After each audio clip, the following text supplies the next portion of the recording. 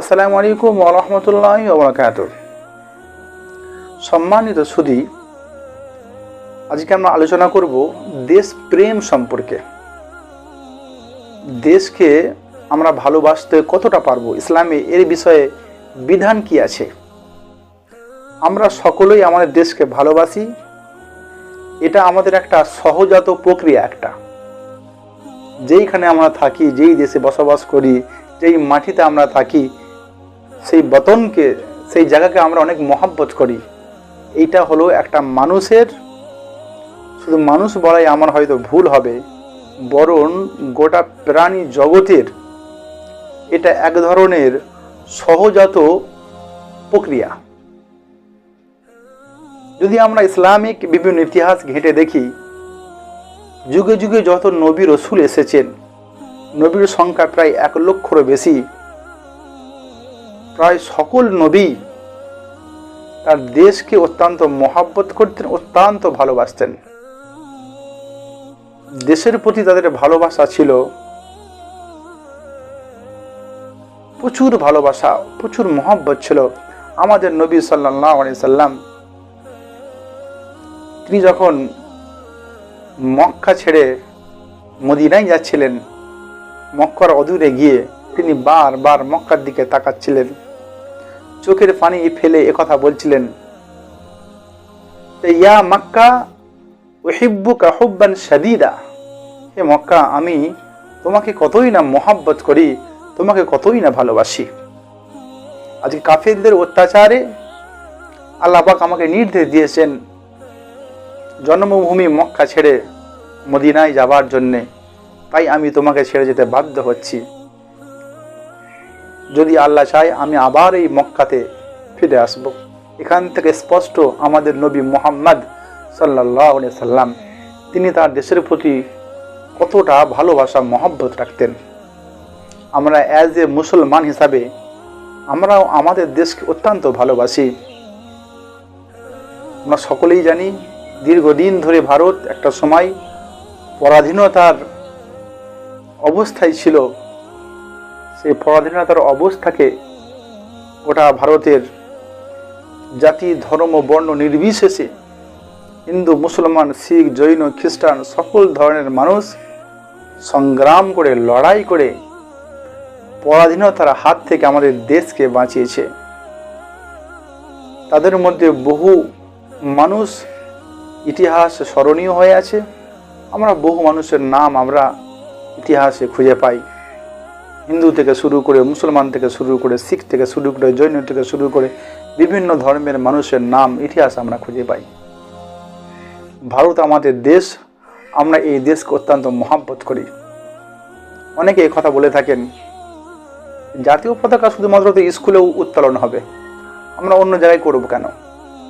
আমি সকলকে বলবো যে বেশির থেকে বেশি জায়গাতে ন্যাশনাল ফ্ল্যাগ, ভারতের জাতীয় পতাকাকে আপনারা উত্তোলন করুন।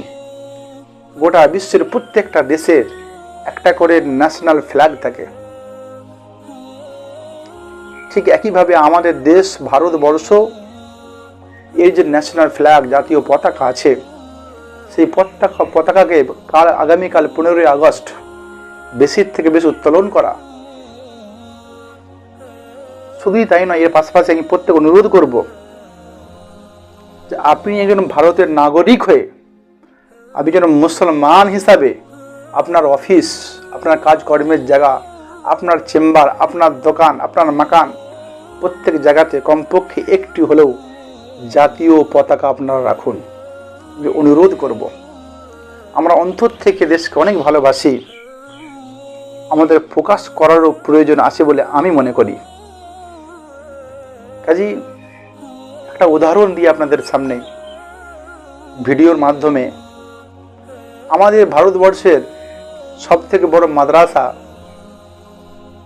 শুধু ভারতেরই নয়, বরং গোটা বিশ্বের মাঝখানে এটা হলো একটা বড় মাদ্রাসা।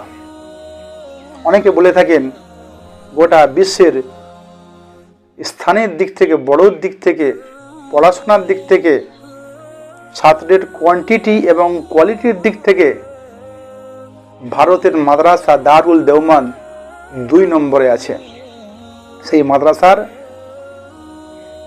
15ই আগস্ট জাতীয় পতাকা উত্তোলনের দিনের প্রতিচ্ছবি আপনাদের সামনে পেশ করছি, দেখুন।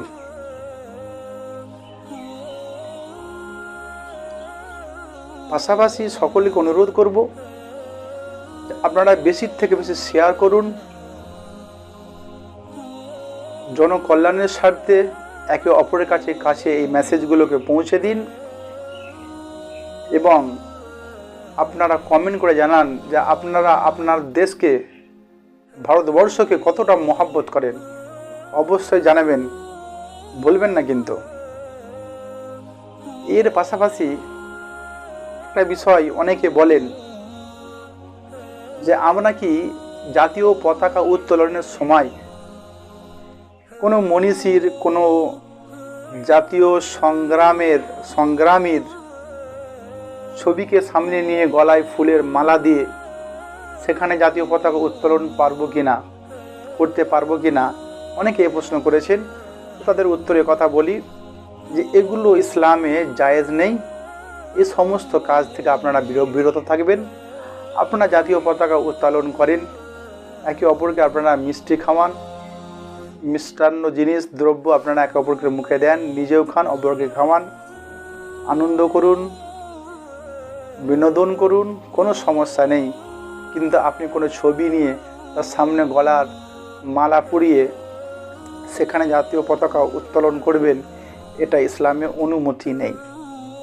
আল্লাহ পাক আমাদের সকলকে বোঝার তৌফিক দিক। আমিন।